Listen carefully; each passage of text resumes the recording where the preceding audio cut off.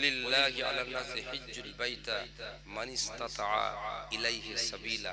ছেলে তোমরা জানো না এখান থেকে মক্কা জেদ্দা যাওয়া আর জেদ্দা থেকে বাড়ি আসা যে ক টাকা ভাড়া লাগবে আর 1.5 মাস থাকার তোমার সংসার খরচা যে ক টাকা লাগবে আর তুমি একা খাবে 1.5 মাস, এই পুঁজি যার থাকবে তার উপর হজ ফরজ।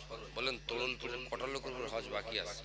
কটা লোক হজ কাজা করে বসে আছে? বলে ওয়ালিল্লাহি আলান নাসি হিজ্জুল বাইতা মান ইসতাতা ইলাইহি সাবিলা। আমি আল্লাহ বলছি যাওয়ার আর আসার ক্ষমতা হয়ে গেছে, তাই না?